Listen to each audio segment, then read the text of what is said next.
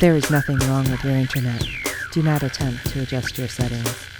We are controlling the podcast. We control the squealing and the screams. We can make your heart flutter, your eyes blur from tears, or sharpen your mind to crystal clarity. For the next hour, sit back. We are in control of what you hear. We repeat, there is nothing wrong with your settings. You are about to experience the awe and mystery known as the female mind. You are now entering the Fangirl Zone.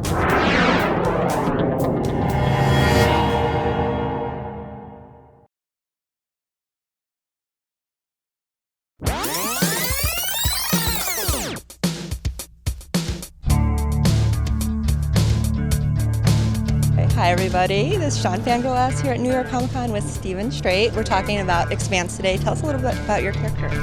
I play James Holden, who is the second officer in an ice hauler in the Expanse. And an ice hauler is kind of the modern day equivalent of an oil tanker. It's a very kind of rough, not fancy, utilitarian kind of life out in the middle of nowhere.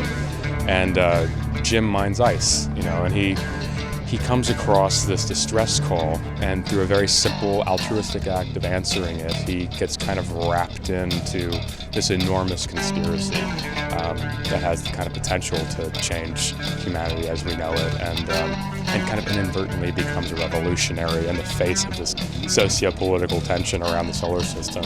And Jim, especially when you first meet him, he's a little arrogant. He hates authority. He's constantly running from anyone he's got to answer to, and every step of the way he's got to grow a bit and step up to the plate. And such a fun character to play because the colors are so different. From when you meet him from the beginning of the season to the end of the season, he's a very different guy. So blessed, super fun. We were talking to Florence Favor from The Expanse. Can you tell us a little bit about your character? So I play Julie Mao. Julie Mao is an earther. Comes from a privileged background, life of comfort and wealth. She eventually ends up leaving her life of comforts to fight for something that she ends up believing passionately in, the betterment of the people.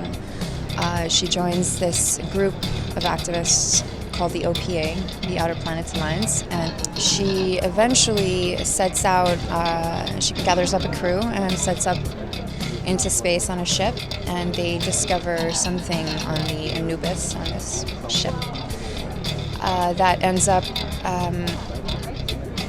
changing the fate of humanity forever. A little hard to talk about without giving it away. Yeah.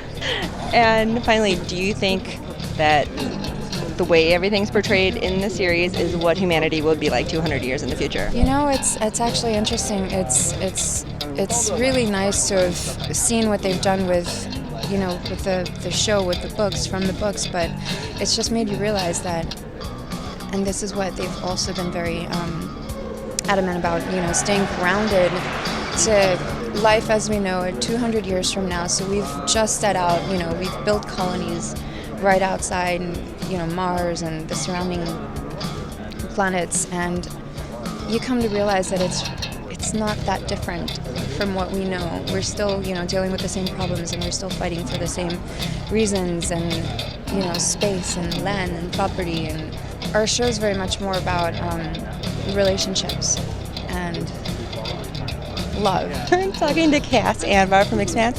Tell us a little bit about why you're part of this project.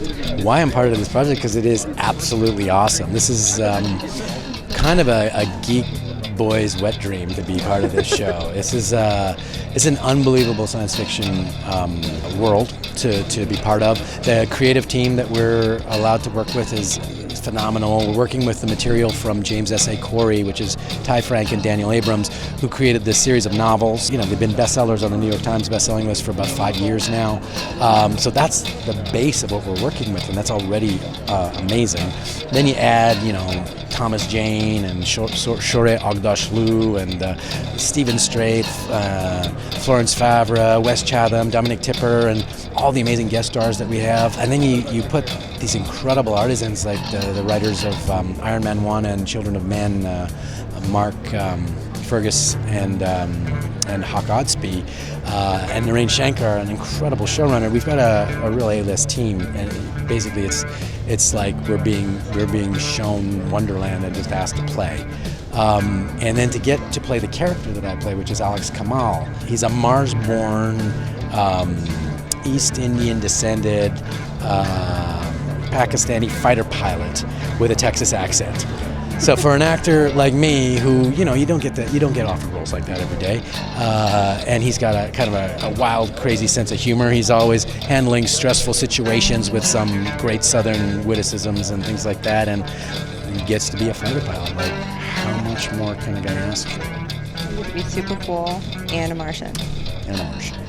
Yeah. So I'm working on the Martian voice. He's like, "You are making me very angry," but. Other than that, everything's going really well. One more question. Sure. Do you think Do you think that's what life is going to be like in 200 years? You know what? Of all the science fiction that I've seen, The Expanse really captures the kind of dangerous, grungy, gritty, hostile realism. It's dangerously realistic, and I think it is definitely a path that we could follow. Absolutely. It uses the template of the world now and just projects it 300 years. So yeah, I think it totally could be going in this direction. Thank you so much for your time. I appreciate it.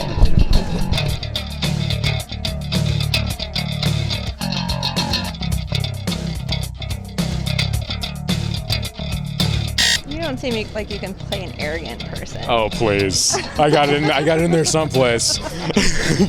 And we're doing such a bad job here. I'm having a moment. Sorry. Well, thank you for your time, and we'll be sure to watch it. Thank you so much. Thank you so much. You know where I'm going. Yes, I do. Thank you. Thank you, guys.